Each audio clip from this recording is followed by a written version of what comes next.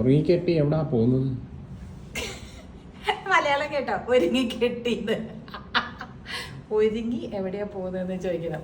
ഒരുങ്ങി കെട്ടിന്ന് ചോദിച്ചാലേ അത് ഭയങ്കര ഇങ്ങനെ കളിയാക്കുന്ന പോലെയാ. എത്തും യു മീൻ ദാറ്റ് കളിയാക്കുമായിരുന്നോ?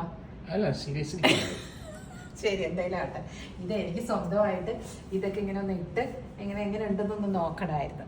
എവിടെ പോകാനല്ല, ഇത് കഴിച്ചു വെക്കുക. എന്നിട്ട് എന്തിനാ എവിടെയെങ്കിലും പോകുമ്പോൾ മാത്രമാണ് ഒരുങ്ങാൻ പാടുള്ളൂ.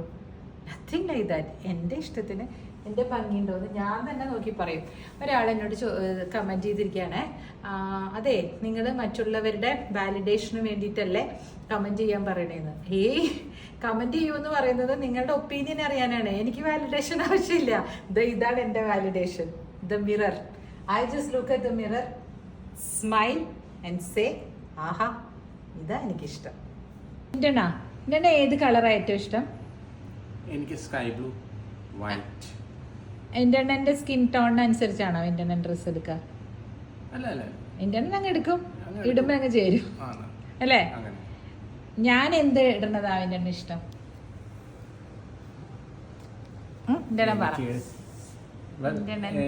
ഇത് ബ്ലാക്ക് പറയാറുണ്ട്. പിന്നെ പിന്നെ എനിക്ക് ഞാൻ എല്ലാ കളർ ഇടുന്നതും ഇഷ്ടം. എൻ്റെ അടുത്ത് ഞാൻ ചോദിക്കേ ഹൗ വാസ് ഇറ്റ് എന്ന് ചോദിക്കും. ഞാൻ ആകെ കൂടെ വാലിഡേഷൻ ചോദിക്കുന്നത് അരവിന്ദിനോട് മാത്രമേ ഉള്ളൂ. അത് വെറുതെ ചോദിക്കും. അരവിന്ദിന് ഇഷ്ടമായില്ല എന്ന് പറഞ്ഞാലും ഞാൻ പറയും എനിക്കിഷ്ടമായി എന്ന് പറയട്ടാ.